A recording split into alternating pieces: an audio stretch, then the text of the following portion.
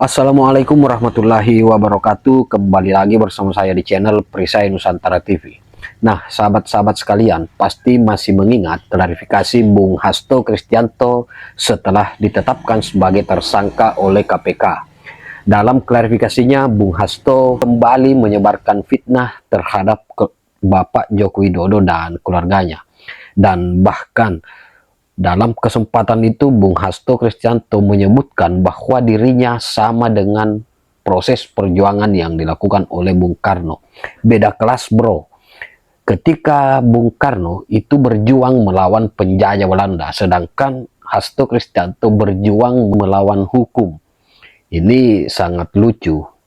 Dan bahkan netizen kembali memporak-porandakan Hasto Kristianto, menertawakan dan bahkan mempermalukan terkait apa yang disampaikan oleh Bung Hasto Kristianto yang menyamakan perjuangannya dengan perjuangan Bung Karno. Dan di video terakhir saya menyematkan terkait tentang pernyataan uskup yang kemudian seolah-olah membela Bung Hasto Kristianto dan memperlihatkan keberpihakannya terhadap salah satu partai politik, yakni Partai Banteng Merah.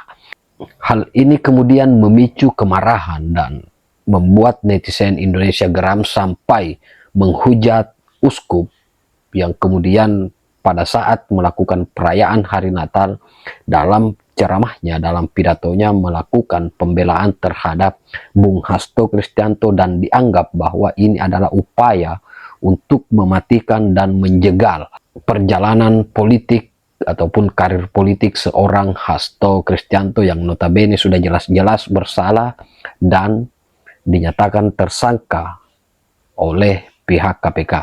Jadi tak perlu berpanjang lebar, seperti apa videonya kita simak berikut ini. Parah nih.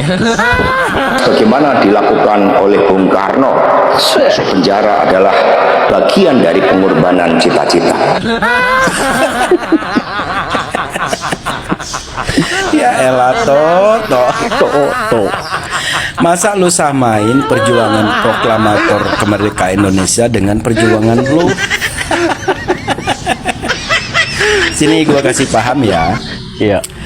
Bung Karno itu dulu di penjara karena aktivitas politiknya itu membahayakan pemerintahan kolonial Belanda waktu itu. Betul. Makanya beliau di penjara. Lah lu. Jadi intinya Bung Karno itu di penjara karena melawan penjajahan. Kalau lu berpotensi di penjara karena melawan hukum. Karena melawan Teks, bro. Aduh, macam-macam aja ini orang. Ini mohon maaf nih kalau saya nih anak atau cucunya Bung Karno udah saya selepet nih orang. Betul.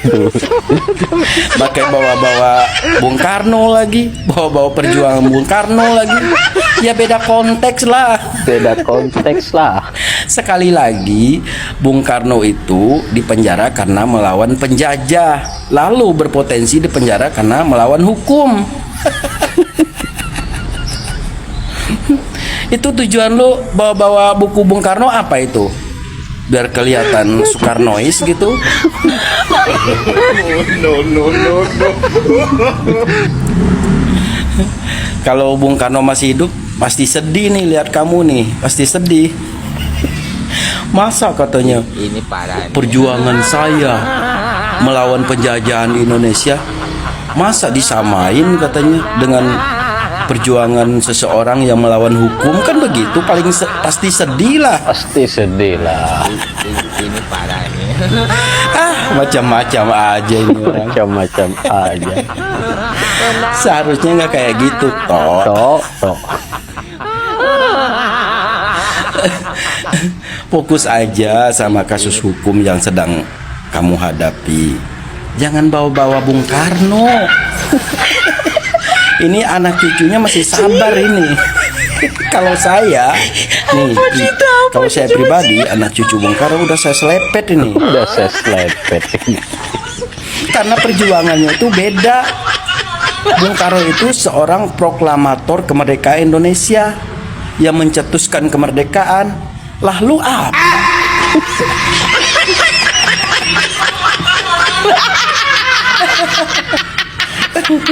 Aduh. Itu bawa-bawa buku Bung Karno lagi. Bawa buku Bung Karno. Udah, sekarang fokus aja sama kasus lo ya, sama kasus hukum lo. Selesaiin tuh. Sekarang siapin aja tuh pengacara hebat-hebat untuk menghadapi kasus yang sedang lo hadapi gitu loh. Bukannya berlindung di balik nama besar Bung Karno.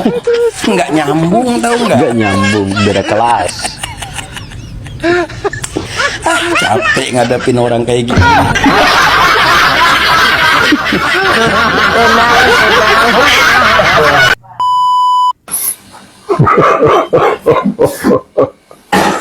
Mas Hasto mau menyamakan diri Hasto sama menyamakan Bung dirinya Karno seperti yang Bung di penjara Mabuk Anda kebelingar. Republik Indonesia. Hei Mas Hasto, Anda memperjuangkan Harun Masiku, siap di penjara mau nyamakan diri dengan Bung Karno. Ya, udah jangan kayak orang mabuk kekuasaan. Mas Hasto itu salah. Gak usah belaga jadi pahlawan patriot. Ya, hari ini Anda jadi tersangka, besok ditangkap. Ya, udah nggak usah mempengaruhi, membawa opini. Ya, tuh Anda beda dengan Bung Karno. Beda banget. Karena sebagaimana dilakukan oleh Bung Karno, masuk penjara adalah bagian dari pengorbanan cita-cita. Untuk itu jangan pernah takut menyuarakan kebenaran.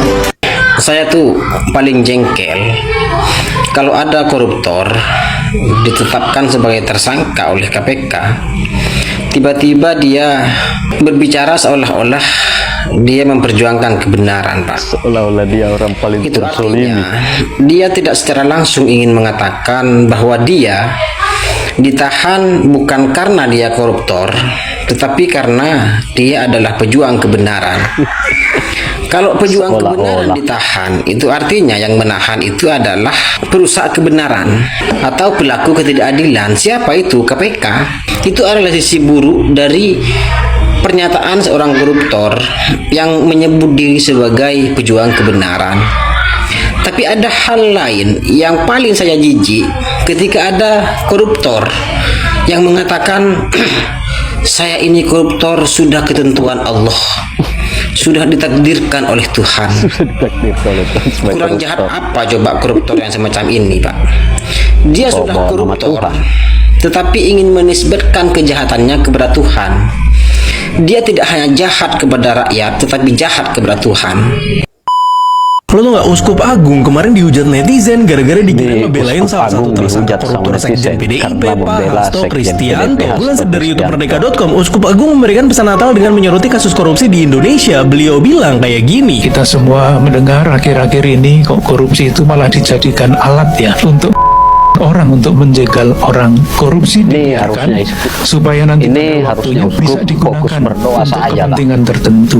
Nah, itu kan politik yang busuk sebetulnya. Nah, pernyataan Uskup Agung ini dinilai seperti tidak mendukung pemberantasan korupsi yang sedang dijalankan pemerintah. Beliau menilai kalau kasus korupsi yang sedang diangkat sekarang adalah sebuah alat politik. Akhirnya video ini mendapatkan kritikan keras dari netizen. Pak Uskup, jangan intervensi hukum, seharusnya Bapak dukung dalam doa, jangan bela Hasto. Pihak gereja cukup mendukung pemerintah berdoa, jangan jadi pengamat dadakan. Jangan-jangan pihak gereja juga kecipratan dana segar dari Hasto. Ini seperti sindikat yang terorganisir untuk melindungi seseorang yang kena kasus hukum. Bahkan ketumnya ikut mengancam KPK. Lengkap sudah peran masing-masing. Dan masih banyak lagi komentar netizen yang kecewa karena seharusnya pihak gereja tidak partisan terhadap partai politik tertentu. Pertanyaan besarnya, apakah gereja boleh memberikan statement soal politik? Atau memang gereja sedang melakukan campur tangan terhadap kasus korupsi Hasto? Atau kita yang terlalu overthinking? Gimana menurut kalian? Coba tulis di kolom komentar.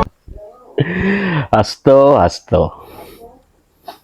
Jelas-jelas apa yang dilakukannya adalah sebuah kesalahan fatal, melakukan suap terhadap KPU atas kasus Harun Masiku, lalu kemudian menyamakan dirinya seperti Bung Karno, menganggap bahwa perjuangan yang dilakukannya adalah perjuangan kebenaran, perjuangan menegakkan keadilan, padahal sudah jelas bahwa dia berjuang melawan hukum. Ini sangat dramatis sikap dan perilaku yang kemudian ditampilkan oleh Hasto Kristianto. Beda kelas bro, Anda dengan Bung Karno. Bung Karno ketika di penjara itu karena melawan penjajah Belanda. Sedangkan Anda ditetapkan tersangka dan bahkan tidak menutup kemungkinan besok atau lusa sudah di penjara, itu karena melawan hukum, melakukan suap. Itu pelanggaran bro.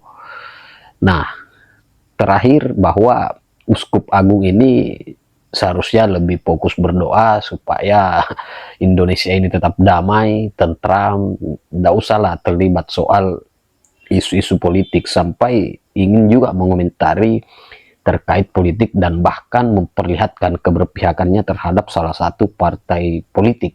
Terima kasih. Wallahul muwaffiq ila aqwamit thariq. Wassalamualaikum warahmatullahi wabarakatuh.